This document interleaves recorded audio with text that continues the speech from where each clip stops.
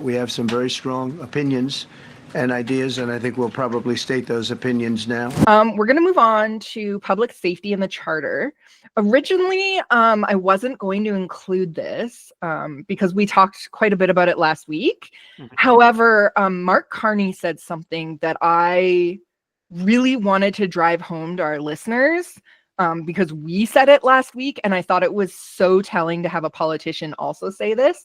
And there's two clips that I'll play. But before I play them, I just want to say you're going to hear a lot about Bill C-75, which was enacted by the Canadian Parliament in June 2019.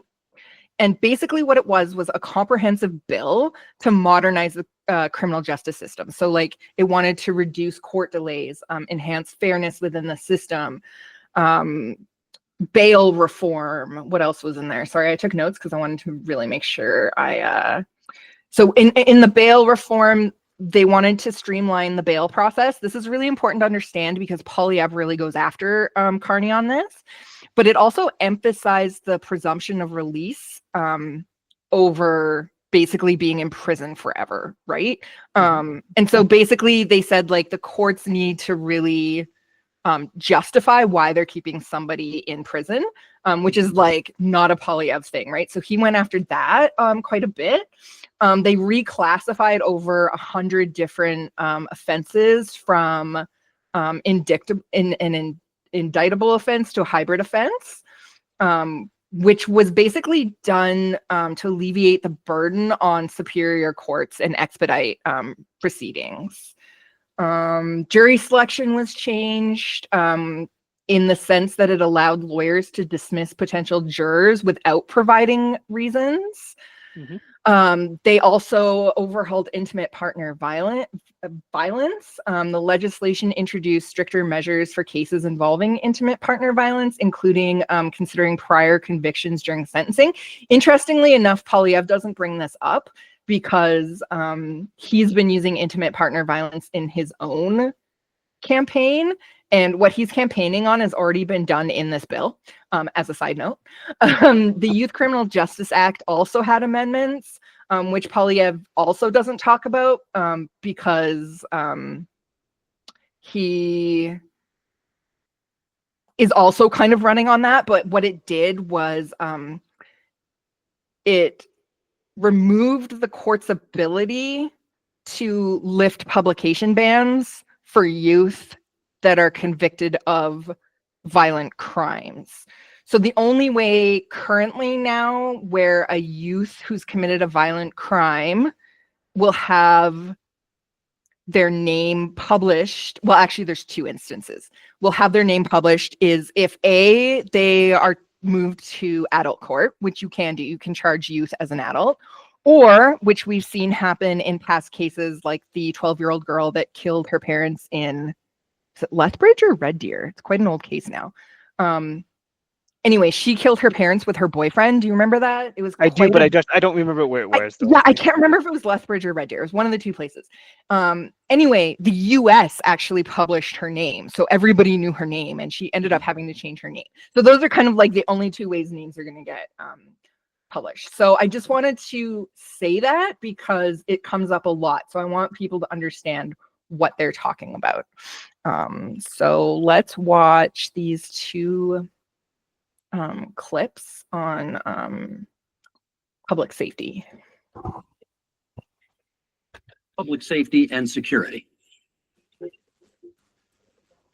Fight crime, to protect Canadians, and to build communities that are safe, secure, and strong. Keep crime, drugs, stolen cars, and other illegal substances out of our country. We're going to invest in our borders, and that means hiring more border officers. Resources are in short supply, not enough staff. This is not the nice way to treat people who come to our border.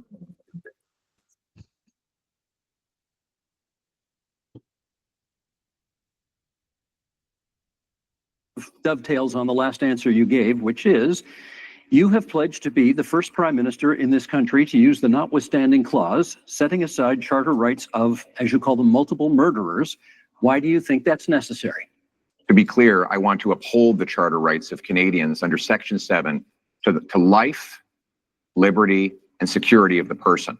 Right now, that right is violated by multiple murderers who are given discounts.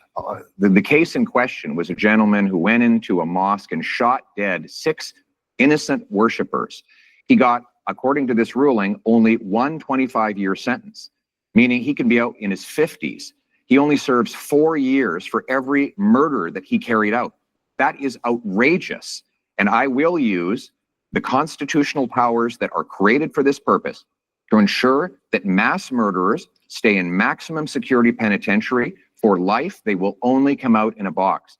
We will also pass tough new laws that prevent repeat offenders from getting out. If you commit 3 offenses under the 3 strikes law I propose, you will not be allowed out of jail until you prove that you are drug-free, that you are behaved perfectly, and that you've learned an employable skill, and you've served a 10-year sentence. We cannot allow liberal crime and chaos to go on terrorizing our communities. What we need is a real plan for change so that we can bring back the safety and the security that Canadians used to take for granted. Let me get Mr. Carney to respond to that. Do you think that's an appropriate use of the notwithstanding clause of the Charter? I think that the one of the core responsibilities of the federal government, Prime Minister, is to defend the fundamental rights and liberties of Canadians.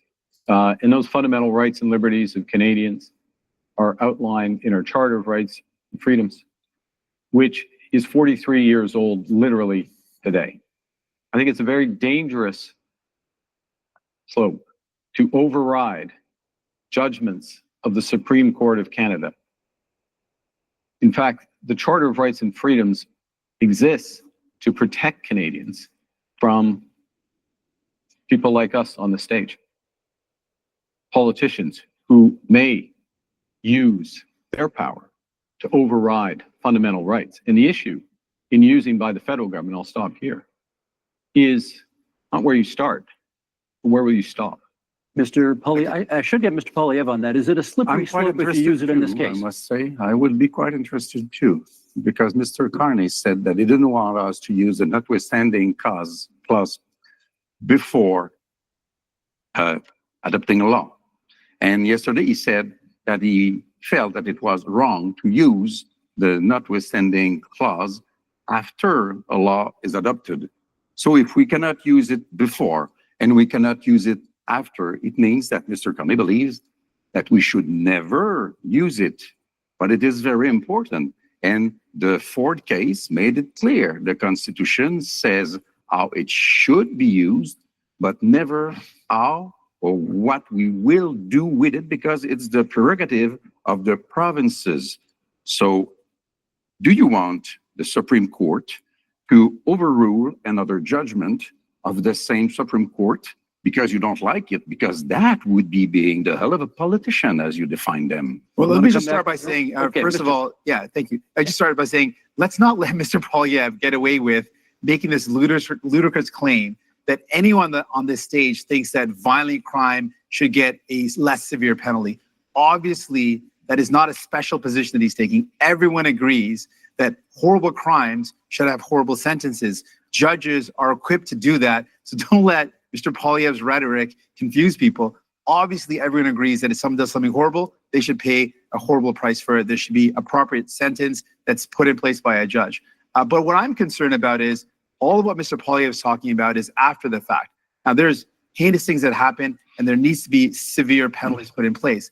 But we also need to keep communities safe. And that's what my focus is. Well, how do we stop crime before it happens? Much of the violent crime that's committed is committed by illegal handguns and firearms that come across the border. Now, Mr. Poilievre has admitted that as well, that it is illegal handguns and illegal weapons that are used in violent crime. So our plan is, let's stop those illegal weapons getting into our country in the first place. And the way we do that is by having stronger border security officers and having more people on the border. Mr. Pierre Poilievre, when he was in power in the Conservatives, they cut the number of border officers. Okay. They reduced the number, Let's get weakening our borders. keeping an eye on time Can't here. trust them Let's to get do back these to type of Mr. things. Poilievre on the issue of whether in using the notwithstanding clause under these circumstances would be a kind of a slippery slope and encourage politicians to use it more. No, we will use it to protect the charter rights of law-abiding Canadians. I'm interested in the rights of victims. Mr. Carney seems to be very interested in the rights of criminals. He says that it's dangerous. for me to ensure that mass murderers stay behind bars for life. You know what's dangerous? Turning them loose on our streets. I don't think you appreciate, sir, the chaos that is unfolding in communities. In Toronto right now, the police have been forced to tell people to just let the thief steal the car. When they break into the house, just take the keys. Just let them take the keys so that you don't get hurt. People are living in terror in many of our communities precisely because of the catch and release bail law, C-75, which requires judges release the accused at the earliest opportunity under the least onerous conditions. Every single member of your Liberal caucus and your Liberal cabinet voted in favor of this bill, and they're all determined to keep it in place despite constant promises to the contrary. Mr. Carney, Canadians deserve to live in peace and security. That is the right that I'm fighting for a change. I'm fighting for that as well. And let me be specific about two things that have been raised. The first is with respect to these issues of car theft, home invasion, and I'll use the GTA area where there has been sharp increase. How do you attack that? You attack it several ways. One, you increase the criminal penalties for that happening, particularly if you're part of a gang, particularly if you use a firearm. And you will do that? And we're doing so. We've committed to doing so. You put in place a reverse onus in terms of bail so that it has to be proven that there's not a risk, which we've also committed to. And then you go to what Mr. Singh was talking about, which is we have to reinforce our frontiers. That's why we're committing to an extra 1,000 Canada Border Service agents, an extra 1,000 RCMPs. That's why, as part of the broader fentanyl initiative, where we've added to the RCMP there, we've added drones, we're adding helicopters, we're adding surveillance, and we're going to the other end of the chain with respect to car theft, which is tightening security at the ports. This is what we need. In order to get results, you need to focus at both ends of the chains of the federal. Thank you very much. I want to talk about one of the issues that has come up is the idea of the public safety concerns around the overdose crisis and how this is devastating our communities. We're seeing so many lives being lost. In that, we know that one of the ways to address that is by investing in some of the solutions like mental health services and rehabilitation services. Services keep our communities safe, having access to those good services. Both Mr. Carney and Mr. Poilievre are proposing cutting government spending and cutting those services. That's not going to make our community safer. We need to see better investments in rehabilitation services, more investments in mental health. We need to respond to this serious crisis in our country with care and compassion. I met with Moms Stop the Harm, an organization of moms that have lost their children to this opioid overdose crisis. They've literally had their children have died because of this. And they're saying we need to do everything possible to save lives, to stop this death from happening. And I think we need to listen to those moms. And that's my commitment. Mr. Blanchet. Two things as rapidly as possible. First, we believe that we should act on crime gangs and organizations, defining them as we do for terrorist organization. We have to protect our kids from the violence of those gangs, from the drugs being sold by those gangs, from the guns and whatever else being stolen, sale being by those gangs. Sold? And sold. Not sold, being, you purchase a thing and selling, sold by those gangs. And we mostly have to protect our kids from being recruited by those gangs, becoming violent at 13 and 14 and 16 years old, because this is the real fear of parents like I am. This is a very dangerous situation. I want to come back to immigration because we said that we would come back to immigration. Do you remember the Century Initiative, a sad memory? Officially, they said that they had not considered Quebec difference. They had not considered Quebec language. They wanted Canada to be a 100 million people country by the end of the century. Mr. Barton told me himself that he had not even thought about the Quebec difference in that analysis. And one of his closest collaborators is now a close counselor to Mr. Carney, which seems to be part also of that kind of project or ideology. So it is impossible for Canada to have all those people coming to Canada. It is impossible for Quebec to receive all those people. And in Quebec, we have the language and values and secularity of the state issue, which is very important. So I say, pause. Let's do things properly. Let's receive migrants in an orderly fashion and successfully as a measure of respect for them also. Mr. Poilievre, you wanted a word. I speak to families all the time who are terrified by the scourge of drugs and illegal guns.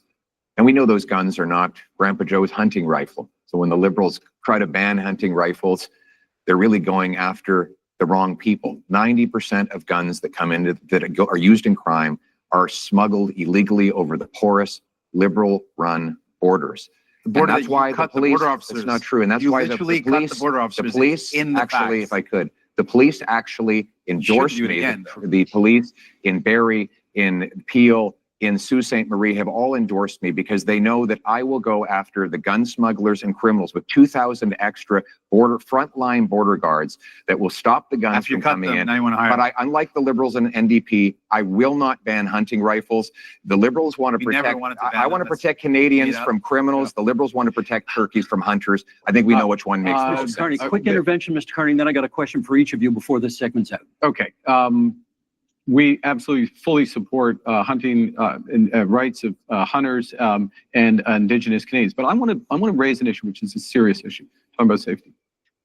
There are people, we're in Montreal, in Toronto, across this country, who fear going to their synagogue, fear going to their community center, fear taking their children, leaving their children in school.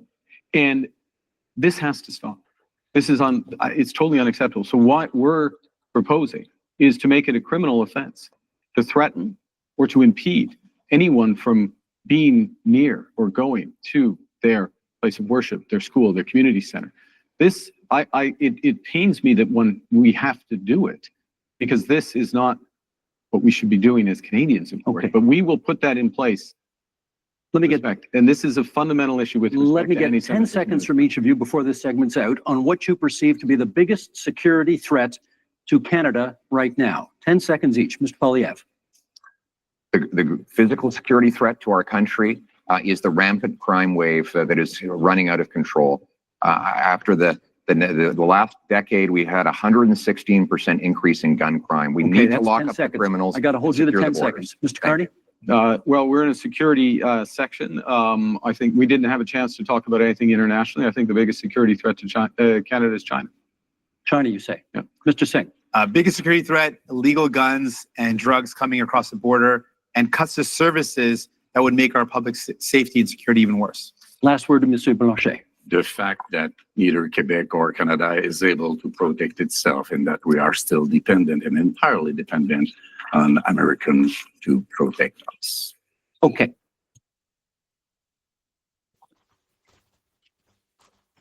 Okay. I'll let you start while I fix my mic again.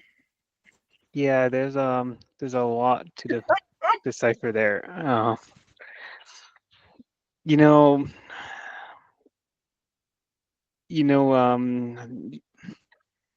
It sounds like Pierre Poilievre is dodging a few of the questions. You think? And it feels like that he's really trying to instill fear.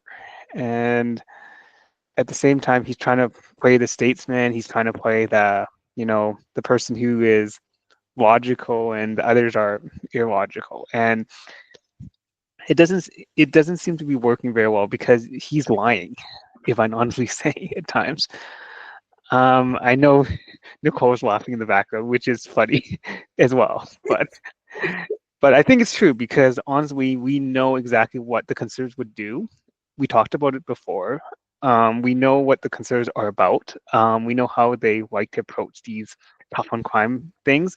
And we know that they'll take on these opportunities to do it. And unfortunately, this bill, this whole bill thing is just a mess. And I feel like that, it's more focused on the fear. And it sounds like, it's a sign of, that it's a bit of desperation and laziness at the same time. Like it feels like that they really don't care. And I think that Canadians don't know what this bill necessarily is, and they need to focus on it being explained, because leaders usually don't explain these bills. And I think the problem with people, they don't dive into this bill and they don't dive into the policy of it.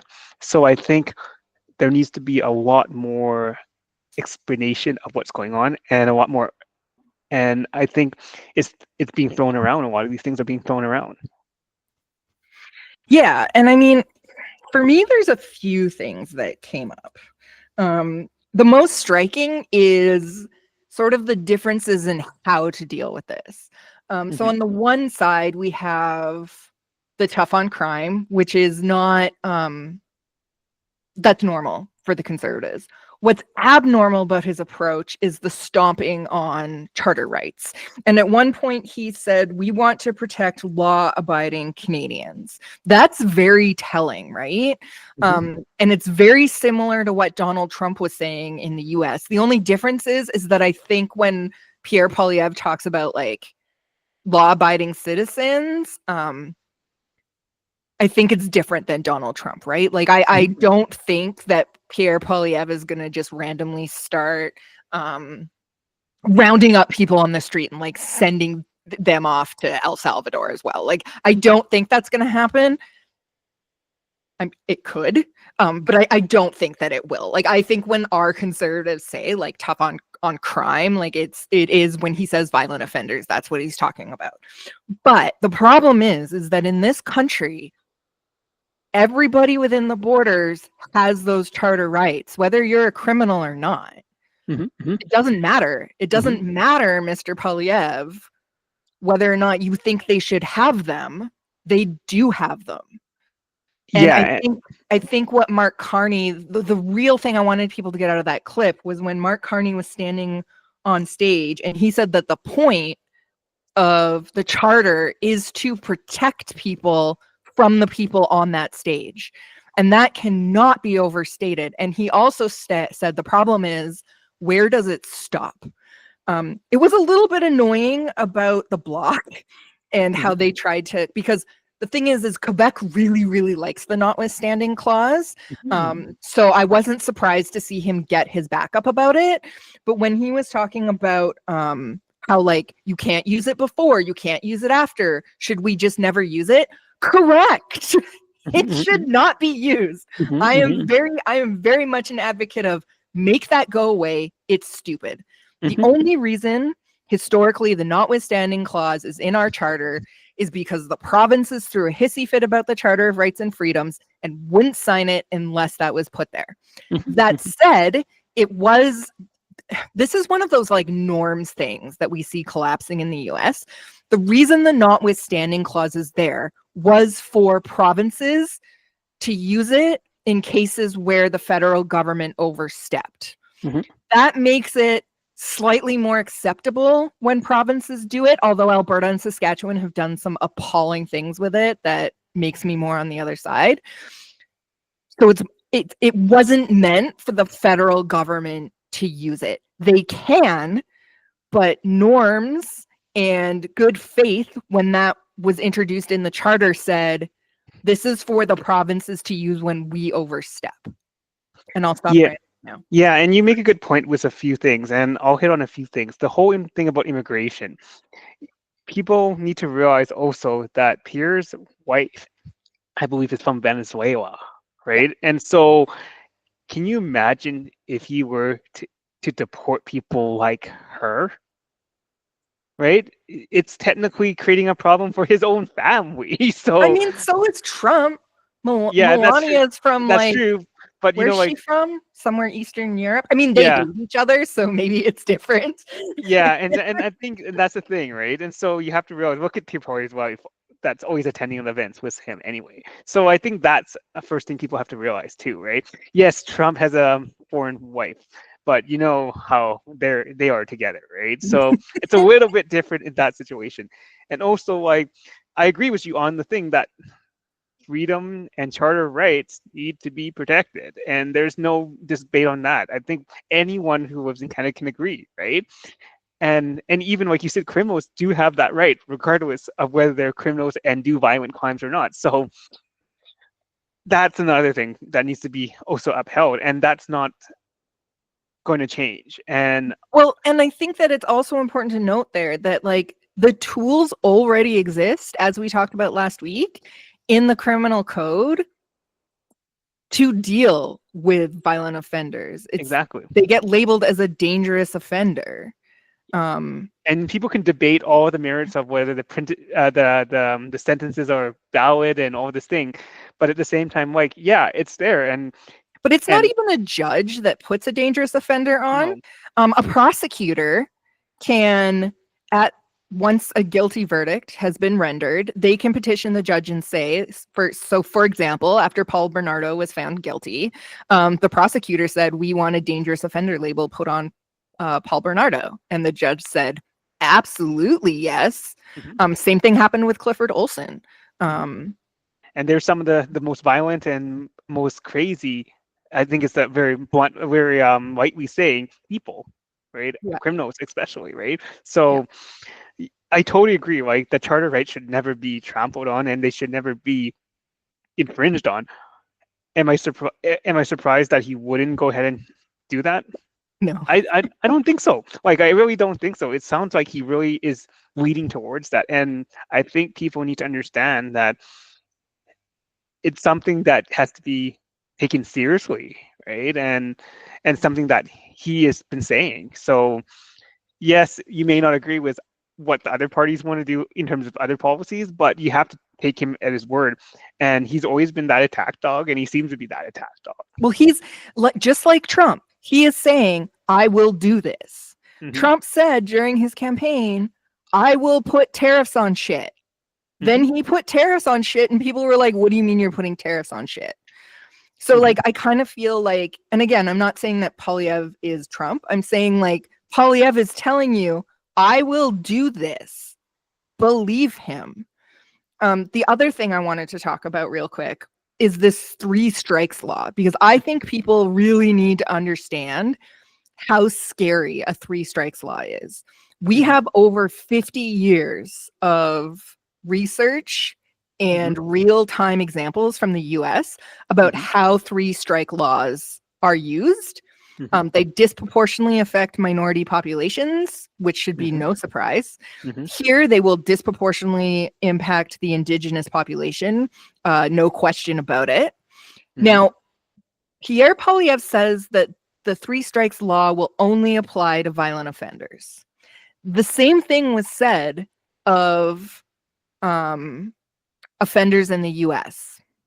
But there is case after case after case of 3 strike laws applying where the last broken law was stealing from a convenience store or something like that, where, and I'm not saying that like we should brush that off, because you know those are people's livelihoods, but do you go to jail for the rest of your life without the possibility of parole because your 3rd strike was stealing a loaf of bread? Like, and I get it. Like, people are like, oh, well, you broke the law 3 times. But like, this is serious. We're not talking about like a minimum mandatory sentence of like 10 years if you break a 3rd law. We're talking about you're going to prison for the rest of your life. Yeah, and I think that's another debate that has to be held. And you know, like I remember from my experience working at the Crown Prosecutor's Office, for those who are not aware, I have a bit of their Crown prosecution background where I worked on disclosure. And let me tell you, some of the criminal records I've seen are crazy long in nature. Yeah.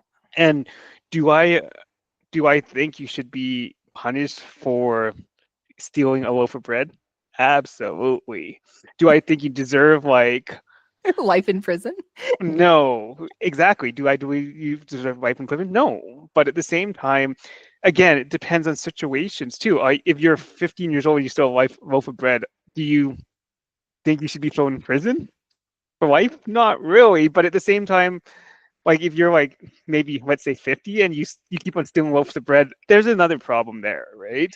Yeah, but what is the problem? And I think Singh did a really good job of saying like, you don't need a 3 strikes law. you need community planning, because there is a reason why we can see a revolving door Exactly. of criminals. And I think And- you have to realize that also people, sorry to interrupt, is No, that no, absolutely. there's Go a ahead. systemic issue of Yeah. why they keep on stealing this loaf of bread. Yeah, they might like I can tell you, they might steal a loaf of bread at the beginning, and then they'll steal a piece of an iPhone, for example, or they might end up stealing a car, and then like it keeps on getting bigger. And I think there's a whole systemic problem. You have more. You have more understanding about sociology of crime, but I think there's a systemic problem of why it keeps on going on, and then people might abuse someone. I think there's problems that socially need to be addressed in order to solve these problems. It's not just the crime itself. Crime itself is just the action that occurred. Yeah. Well, And I and, think like, there's problems that have to be addressed, right, at the yeah, bottom. and I think that when we look at like violent crime and 3 strikes, that's something as say like somebody has a temper and gets into 3 bar fights and assaults someone on 3 separate occasions. Those are violent crimes under the law. Mhm. And so it's just this really slippery slope. And of like in the US, again, I'm not saying it happens here, but there's been cases where like somebody stole something from a convenience store and they happened to be carrying a knife at the time, which wasn't used during the crime, but was used to demonstrate, okay, this was robbery with a weapon, therefore it qualifies as violent crime and you're in prison now for the rest of your life. So there's a lot of like manipulation of those laws in the US that over the years have been practiced. And I thought that Singh did a very good job of like explaining how we need like community supports and mental health. As a side note, I will say here that I couldn't find this weekend an instance of where Carney was saying that he would cut mental health and addiction services. So if anybody does have a link for that, that's not like, that's credible, pop it in the comments below, because I'd love to read it, but I couldn't find anything. He's been very clear of being sort of that middle ground, and we saw that in the debate, right? Like he was like, yes, we need to change some of these laws. We need to have a reverse onus on bail. But we also need to improve these community aspects so that we're preventing crime to begin with, like more border guards. As an instance, right? And I totally agree with you. And those things need to be addressed. And like I said, there's a problem systemically at the community level. If people are going to jail and they're falling to crime situations, right? There's a really big problem, and people need to realize that crime. Like, I don't say not to say stealing is good. Like that's not the point, right? But like that is a very minor crime, unfortunately, compared to killing someone or murdering someone. Like I'm not saying it's not a crime, but it is a crime. But frankly, if somebody's killed somebody 3 times, they're not getting out of jail. They probably wouldn't make it to 3 times. To be totally honest. Let's hope not anyway, right? There are sentences like that's 20 years. So yeah, and so that's pretty rare. And people have to realize that, like I said, I saw everything when I was working at that prosecutor's office. And, I saw DUIs, I saw theft, I saw animal abuse, sexual abuse. Like I saw everything there, right? And some of them were harder to deal with than others. Let me tell you, especially when you have graphic pictures and graphic notes of what happened. And like I said, to be honest with you, those crimes of stealing like $5,000 or less than $5,000, maybe I think it's $500 or whatever it was, seems so minor compared to killing someone. Well, in Canada, there's theft under 5,000 and theft over 5,000. So like we don't have grand theft auto in Canada. It's if you steal a car worth less than 5,000, you get charged with theft under 5,000. If you steal a BMW, you get charged with theft over 5,000. Yeah, and like honestly, those crimes seem a lot more minor, especially when I saw people, they said they stole something from the store or whatever, right? A small little thing from the store, and they still get a criminal record for that. I get that, but at the same time, it's sad. It's really sad to see these people, right? And like there needs to be an underlining address of those issues, because I guarantee you that every single offender that had a multi-page record, it was more than just like, I want to commit crime. And honestly, usually underlying circumstances. And you see these stories that a lot of them had like mental illness, they were raised badly, they had drug addiction, they might have been abused when they were kids, right? Whatever it might have been, right? And they just feel like this is the way they have to go. And like I said, they're not old. A lot of them are actually in their 20s, maybe even younger, and then they're in their 30s and 40s. Yeah, where there's still a chance where they could become a productive member of society. Yeah. And this is where I'm with Carney, where it's like, yeah, we have to obviously deal with those people, but we also need things in place where like that won't happen. Like I'd rather not get stabbed by somebody who's like on crack and having a hallucination in the first place. Like I think I'd rather have them getting some help. And I honestly, once you fall into the life of crime, you tend to fall into that life of crime. And it's unfortunate because, like you said, the pages and pages were very sad. And like I said, they were small to start out with, and they became bigger problems, Well, right? it's hard to get out of it, right? Like once you have a criminal record, it's really hard to like get a job at all. So a lot of the time when they get out of prison, they end up falling back into crime, even if they don't want to, because of that. So like there's a lot of like sociological things that maybe we can dig into in like a themed episode. But for now, I'm going to move on real quick. One last question on this before we move on to the leaders grilling each other. What did you think of the final answer where I thought this was really telling because they were asked what the biggest security threat to Canada is. Poilievre said rampant crime. Mark Carney said China. And the NDP, Jagmeet Singh, said illegal handguns coming over the border. This is like really telling, like just in terms of what public safety is going to look like and where, like clearly Mark Carney, when he hears threat to security, he's thinking like national security, big picture. Poilievre is thinking Canadians don't want crime, so I'm going to say crime because like that's long been a conservative trope is just like rhetoric around crime.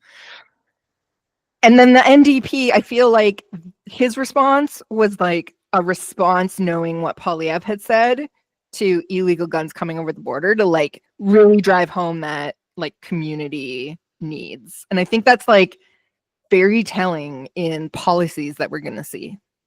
Yeah, and you make a good point there, and that's the truth. It shows what the priorities for each leader and each party is right now. And there's lots of security that comes from China when you talk about Mark Carney and you talk about like Beijing and all those places. There's lots of security there for sure. And there's a lot of issues there. And you see Jagmeet Singh focusing on handguns. I don't know how many people bring handguns over the border, right? It's actually a problem, and it's been going up year over year over year. It has gone up, but I'm saying like in terms of like global security of China, I think that's an issue too. That's a big issue. Well, see, but that's the thing, right? This was the public safety section, so I guess it kind of like clearly Mark Carney's thinking big picture. I'm going to talk about national security here. Yeah. The other two were more on like point for public safety. Domestic. So I do want to like that was the topic. That was the section. So I don't want to say that like neither of them care because as we'll see, Poilievre does get grilled about his security clearance again, and China comes up again. I get like the handgun problem definitely is a problem. Not saying it's not. Like these are all big problems, right? But I think the reason why we don't see it as much is because it's mostly a problem in Vancouver and Toronto. Exactly. Gun violence has gone like skyrocketed. Don't get me wrong, it has skyrocketed in Calgary, but not to the extent that it has in Toronto and Vancouver. And also, we're not a border place too, and that's the thing. Yeah, exactly. Yeah. So I think it doesn't come up in Calgary or in Alberta particularly very much, but at the same time, like it is a problem. It's not saying it's not an issue. It's a big issue for some people for sure. But I'm saying you can see that the others, like these are domestic issues, and the other one is more of a national, international issue, right? That Carney's being focused on, which makes sense. His view is more international and national anyway. Right. And I get that. So you have to figure out which one is more resident towards you. Do you feel like there's a gun problem where you live? If you're in BC, then that's something you might have to focus on. But at the same time, you have to look at the Charter of Rights and Freedom, the Notwithstanding Clause that Pierre is looking at too. But Carney, you have to also look at what his policies, whether you feel like he's the right person for the job. So. But also, like, and this is the last thing I'll say, I do take an issue with Pierre Poilievre being like rampant crime, like We're not like El Salvador or something. I don't think we have rampant crime. Do I think it's a problem? There's definitely problems, but do I Like think it's that is rampant? No. definitely an attempt to fearmonger and be like, you need to elect me so that I can take care of all of the criminals wanting to break into your house to steal your car keys. Yeah, and I don't know, like, not to say it doesn't happen. I hope people understand, like, I'm not discounting how important these other issues are. Well, now they just clone your keys. They actually, the police in Calgary were saying, make sure you leave your keys in the middle of your house, because with the types of key fobs we have now, there's cloners, and they literally will just come outside one of your doors. And it's close enough that they can clone your fob and just like take your car that way. They don't need to invade your house. Well, criminals would do whatever they need to do. They're getting smarter, as you know, taking SIM cards out of iPhones. And You that's know a what? totally- Just clone my key fob. I'm fine with it. Don't break in and stab me for my shitty car. But you know, like we just have to be careful, like, and you have to figure out what issue is most important to you and who will fulfill those areas of concern for you, right? For sure. Okay, let's move on.